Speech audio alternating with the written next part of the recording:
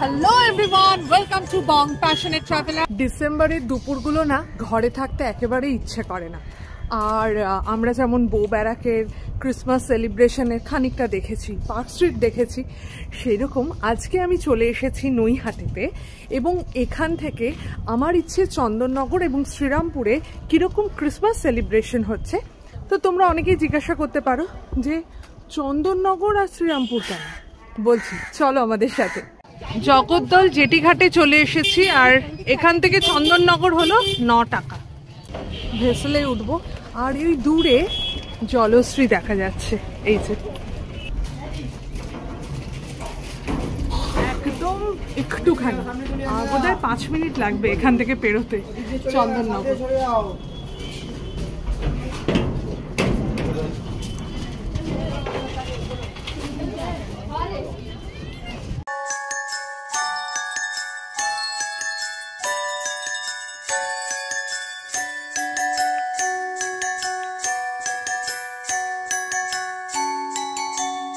1696 সাল থেকে এটি ছিল ফরাসি শাসনাধীন এবং তারপর থেকে 1947-এ আমাদের দেশ স্বাধীন হয়। 1951 সালে ভারতের হাতে হস্তান্তর হয় এই জায়গা। আর 1954-র 2রা অক্টোবর পশ্চিমবঙ্গের অন্তর্ভুক্ত হয় আজকের এই চন্দননগর। হ্যাঁ, আজকে আমরা চন্দননগরে চলে এসেছি। চন্দননগরের ইতিহাস বলবার জন্য নয়, সেটার জন্য আলাদা একটা ভিডিও আছে, ডেসক্রিপশনে লিঙ্কটা দিয়ে দেবো। আজকে আমি যেটা করব সেটা হলো, আজকে হলো 24শে ডিসেম্বর 2024। এখানে একটা চার্চ আছে, তো সেই চার্চটা দেখব। এবং চন্দননগর এমনি স্ট্যান্ড রোড যে কোনো সময় এলেই ভীষণ ভালো লাগে, আর শীতের দুপুরে তো অসাধারণ লাগে। তো সেই জন্য আমরা ঠিক করলাম এখন, যেহেতু এখন যদিও বিকেল হয়ে গেছে এবং এখানে কীরকম আলো দিয়ে সাজিয়েছে চার্চের জায়গাটা, সেটাও দেখব এবং তোমাদেরকে দেখাবো। চলো আমাদের সাথে। জগদ্দল ঘাট থেকে আমরা চন্দননগর রানীঘাটে নামলাম। এবার আমরা স্ট্যান্ড রোড ধরবো, ধরে আস্তে আস্তে এখানে হাঁটবো। এখানকার যে ওয়াক সেটা আমরা এনজয় করব। চন্দননগর ক্রিসমাস ফেস্টিভ্যাল হচ্ছে আর আমরা স্ট্যান্ড রোড দিয়ে হেঁটে হেঁটে যাচ্ছি। আর সবচেয়ে মজার ব্যাপার হলো এই জায়গা দিয়েই কিন্তু সমস্ত জিনিসগুলো আছে, এদিক ওদিক কোথাও যেতে হবে না। হ্যাঁ, একটা টেরেকোটার মন্দির আছে, সেটার জন্য হয়তো একটু অটোতে করে যেতে হবে বা টোটোতে করে যেতে হবে। সব কিছু এখানে অ্যাভেলেবেল। এটা হলো মহকুমা আদালত। আর এখানে কিন্তু স্ট্যান্ডিগুলো সমস্ত দিয়ে দিয়েছে। এই জায়গাটা না বেশ চওড়া। আর আমরা ওই পার থেকেও জলশ্রী দেখতে পাচ্ছিলাম। জলশ্রীও কিন্তু ক্রিসমাস রেডি হয়ে গেছে একদম। সবাই টুপি পরে, মানে রেড কালারের সান্তা টুপি পরে ঘুরে বেড়াচ্ছে দেখতে পাচ্ছি। আর এখানে অল্প স্বল্প ক্রিসমাস ডেকোরেশন কিন্তু আছেই। অনেক জায়গায় এইখানকার ছবি পায়। বলা হয় শীতকালে এইখানে সমস্ত যারা পেইন্টার তারা বসেন এবং এই জায়গাটাকে আর কি তাদের ছবিতে ফুটিয়ে তোলেন।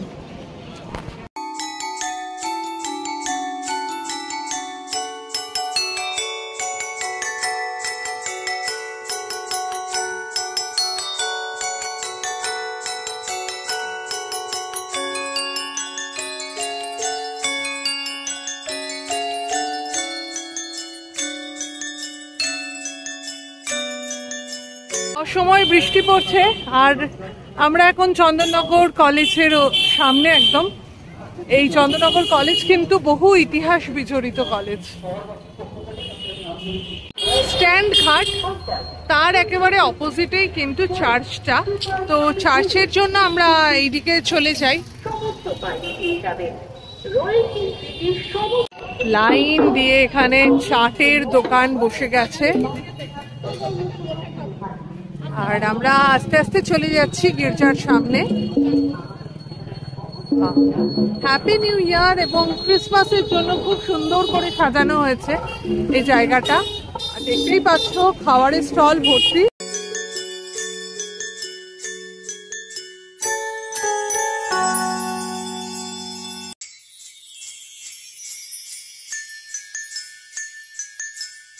আমরা এখন আছি চন্দননগরের স্যাক্রেড হার্ট গির্জার সামনে। আর এটা 1691 সালে প্রতিষ্ঠিত হয়েছিল। তাহলে ভাবো, যখন ফরাসি উপনিবেশ শুরু হয়েছিল তার আগে থেকে এই চার্চটা এখানে ছিল। এটাও কিন্তু বেশ আলো দিয়ে সাজানো হয়েছে, আর সবে বেলার যে পড়ে গেছে আর কি, তো সেই জন্য এখনো পর্যন্ত আলোটা ঠিক বোঝা যাচ্ছে না, কিন্তু এই জায়গাটাও কিন্তু খুব আলো দিয়ে সুন্দর করে সাজানো হয়েছে। তোমরা কেউ যদি চন্দননগরের কাছাকাছি থাকো তাহলে স্ট্যান্ড রোডের সামনে এই চার্চটা সবাই ঘুরেছে। আর এখানে হলো প্রতীকী মূর্তি প্রভু যিশুর।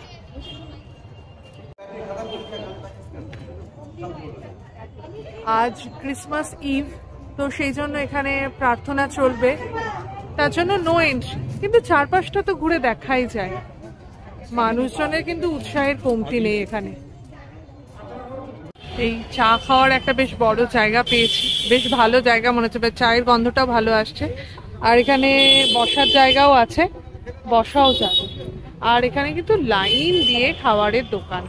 স্ট্যান্ড ঘাট কিন্তু দারুণ সেজে উঠেছে। আমরা যেরকম ভেবেছিলাম ওরকম হয়তো সাজানো নেই, কিন্তু ভাইবস দারুণ এখানকার। তো আমরা এখন যাচ্ছি শ্রীরামপুরের দিকে। চন্দননগর থেকে ট্রেনে করে আমরা চলে এসেছি শ্রীরামপুরে আর ফ্রেডরিক্স নগর। তো ইতিহাসের সেই ফ্রেডরিক্স নগরে আজকে কি দেখি আমরা তোমাদেরকে জানাচ্ছি। শ্রীরামপুর স্টেশন বাজারের মধ্যে দিয়ে আমরা হেঁটে যাচ্ছি, একটা বেশ জমাটি বাজার, কিন্তু পুরনো একটা ছাঁচ বোঝাই যাচ্ছে।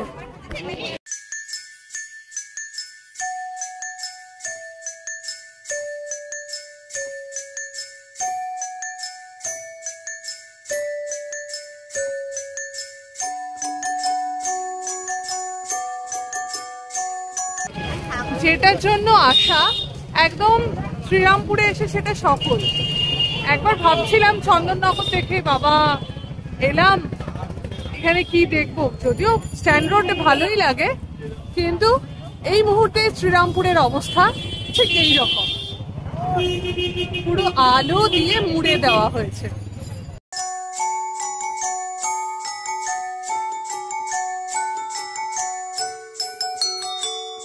সব জায়গায় ডেস্টিনি না খোঁজাই ভালো, পথটাও কারণ অনেক সুন্দর হতে পারে। সাজসজ্জার দিক থেকে কিন্তু কিছু বোঝা যাচ্ছে না, শুধুমাত্র দোকানগুলো এবং ইয়েলো ট্যাক্সি নেই, এইটাই যা অভাব, না হলে কোনোভাবেই বোঝা যাবে না যে এটা কলকাতা নয়। এখানেও কিন্তু ক্রিসমাস ট্রি, হেয়ার ব্যান্ড, মানে সমস্ত ক্রিসমাসের প্রপস কিন্তু বিক্রি হচ্ছে।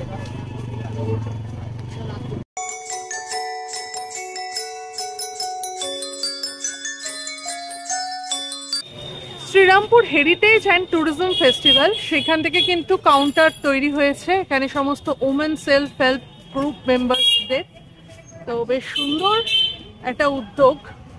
আর এখানে আবার একটা Christmas tree props. Shrirampur heritage and tourism festival এর পক্ষ থেকে এই সমস্ত ছোট্ট ছোট্ট সব কি বলবো কাউন্টারগুলো করা হয়েছে। রাম সীতা মন্দির শ্রীরামপুর, এখান থেকেই নাকি শ্রীরামপুরের নামকরণ হয়েছিল।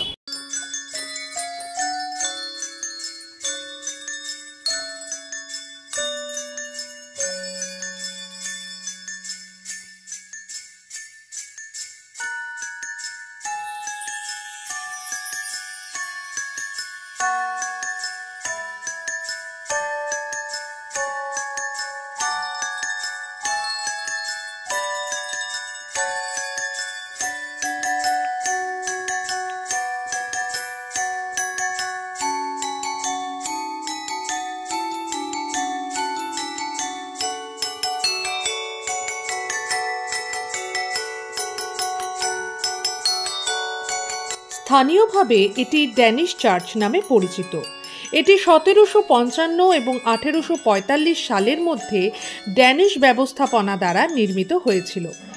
এই সময় শহরের নাম ছিল ফ্রেডরিক্স নগর। জনশ্রুতি অনুসারে ড্যানিশ ভাষায় বাইবেলকে অনুবাদ করবার জন্য এই জায়গাটি নির্মাণ করা হয়েছিল। পরবর্তীকালে এখানে প্রার্থনা শুরু হয়, আর তারপরে এটি চার্চের রূপ নেয়।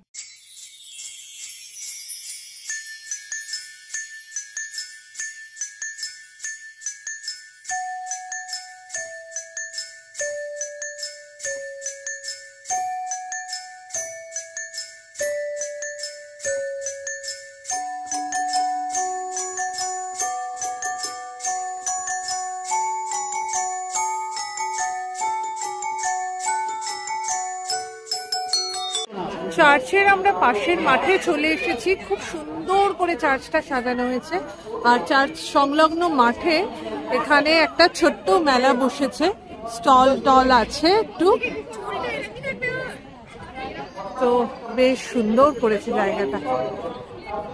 25শে ডিসেম্বরের আগে আমরা যতটা আমাদের এখতিয়ারের মধ্যে পড়ে সেই সমস্ত জায়গাগুলো একটু একটা ছোট্ট ওয়াক নিলাম, এবং কিরমভাবে সেজে উঠেছে আমাদের ওয়েস্ট বেঙ্গলের মধ্যেও কিছু কিছু জায়গা বা কোথায় ক্রিসমাস সেলিব্রেশন হচ্ছে তোমাদেরকে সেই খবরটা দিলাম। তো আমাদের এই ব্লগটা বিশেষ করে শ্রীরামপুর এবং চন্দননগর এই যে ক্রিসমাস ফেস্টিভ্যাল সেটা যদি তোমাদের ভালো লেগে থাকে তাহলে প্লিজ লাইক, কমেন্ট আর শেয়ার করে দিও, আর আমাদের চ্যানেল বং প্যাশনেট ট্রাভেলারকে সাবস্ক্রাইব করে দিও।